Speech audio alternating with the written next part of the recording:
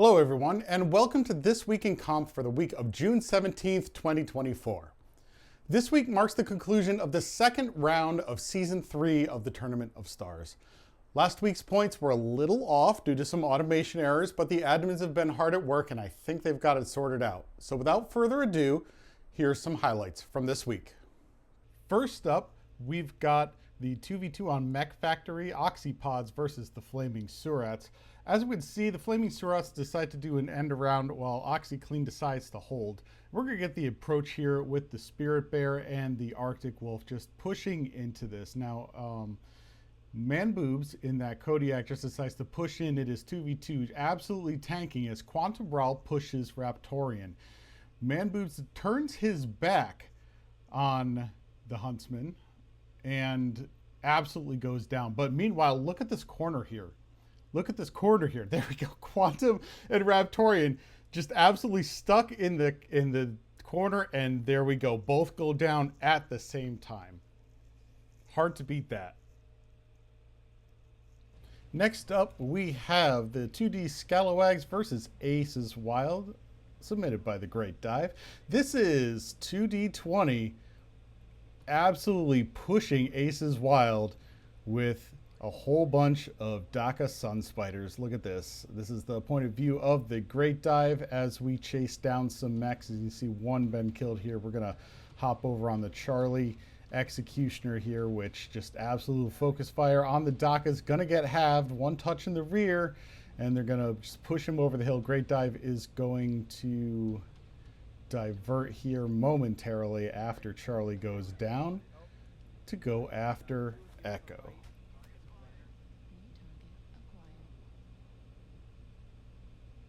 And here we see Orion Skull ERPPC running for its life. We're going to clip over here where they get some shots on Delta, the Black Lantern. Now watch this Black Lantern go down.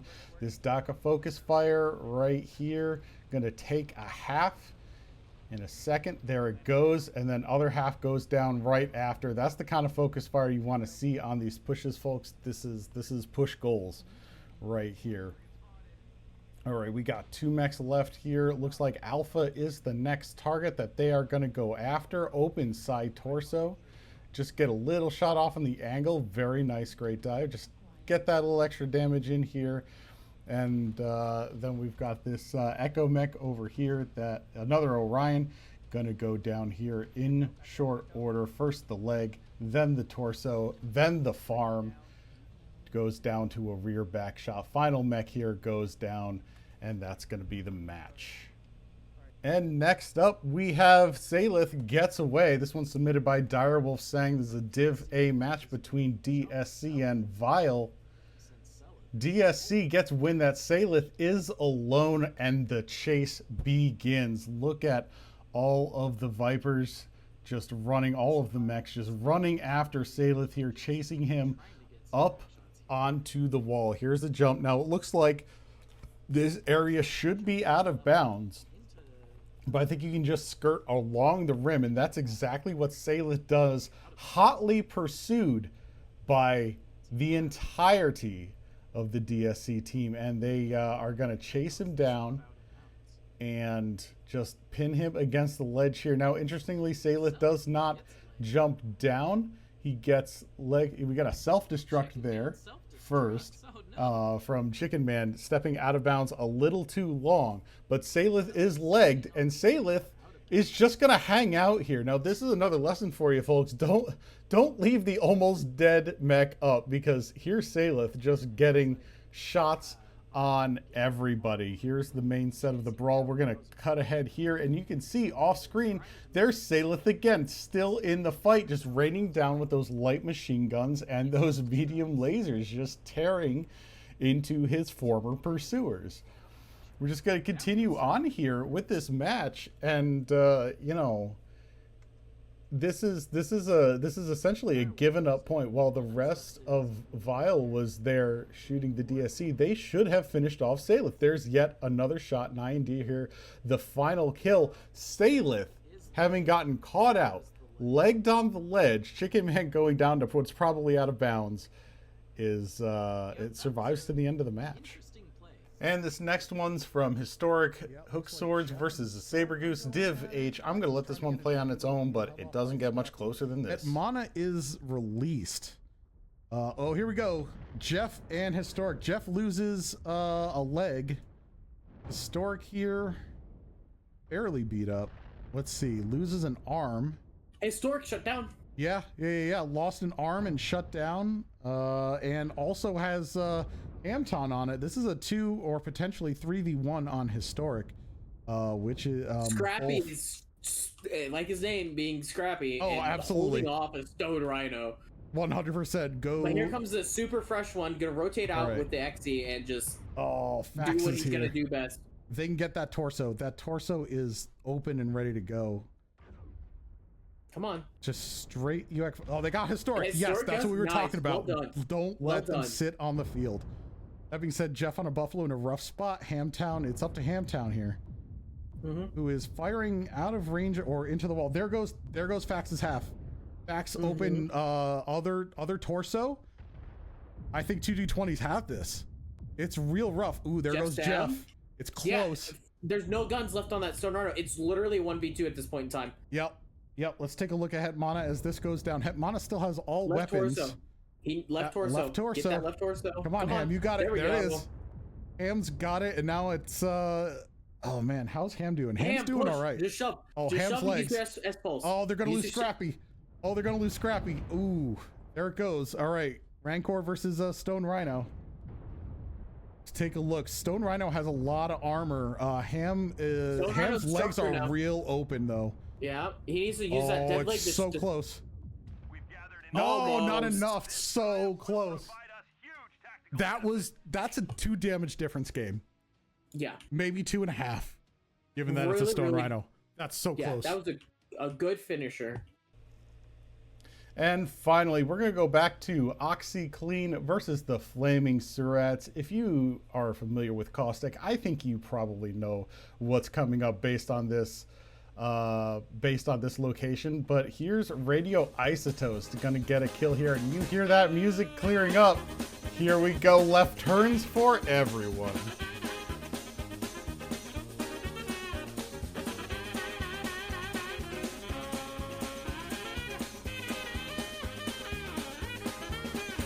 And round we continue to go.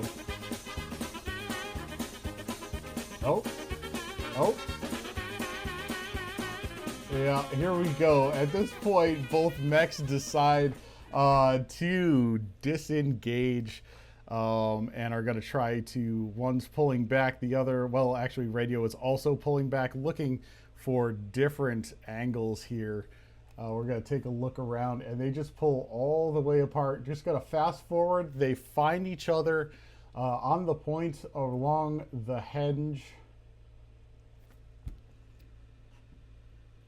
And they're going to see each other. Here we go. And Klopston is just gonna get the delete on Radio Isotoast. And now to this week's standings. In Division A, Fidelis Machina gains the lead over Vile with 59 points, while DSC rises up to tie second place with a very close 18-15 match against Vile. With Fidelis holding CTFR to 8 points total in this week's match, they fall to last place, 228 and Mantra moving up a spot each. In Division B, Clan Crossfire gains a little ground on Misa Swole Annie with a full 30-point game versus Fjord Rangers, shrinking the previous 6-point gap to 5. Potato Carry Society, also coming in with a full 30-point game, maintains their third-place position while widening the gap between 3rd and 4th to 25 points. With only 3 rounds left in this tournament, 228 and both Fjord teams will have to earn significant wins to catch up. In Division C, DPS gets absolutely bodied by Blocked and Muted, dropping to 3rd place, barely above Blocked and Muted themselves. Remember though, that this is Blocked and Muted's first match, having had a bye last week. On trend for this division, Aces Wild also fall from 1st place to the Scalawags, who take their place at the top. Gear falls technically to last place, but this week was their bye, so don't expect them to stay there. This div will develop more as teams have bye weeks, but for now, it's real close. Moving on to Div D, Declassified takes 1st place from Helgrim by 1 point. 2D20 Salvage Crew puts in a good showing against Clan Extra Fleek, launching them up to tie the Ghosts of Nox in 3rd place. The gap between 2nd and 3rd is 15 points, so the Salvage Crew and GNX aren't too far behind. Next week we'll see the top 2 face off against each other. Will it be close, or will one gain a definitive lead? We'll have to wait and see. In Div E, Squadron X-Ray takes a slim lead over Delta Galaxy, owing to securing a full 30 points while the Deltas missed out on 1. That being said, the scores for the Division C Cucumbers and Fjord SRM have either not been submitted or haven't been updated on the tournament site, so there's large gaps in this information.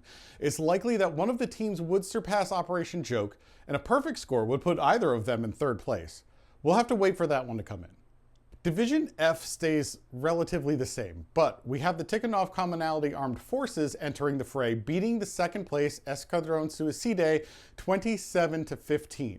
Despite the loss, Escadron holds on to 2nd place as the Naughty Ravens lose a close 21-17 match against Team Optic. Note that despite the loss, the Naughty Ravens are still holding on to 1st. This division is close. The top 3 teams only have a 9-point gap between them, while the bottom 2 have each had a bye week, which limits the amount of points they've been able to accrue so far.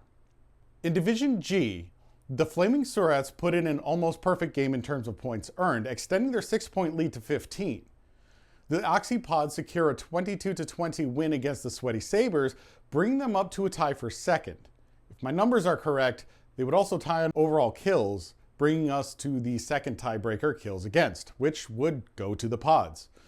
For the rest of the division, the Junkyard Dogs jump ahead of OxyClean with another close match against the 69th Falcon Irregulars, and the spread of points between 2nd and last is only 18 points, making this another close division.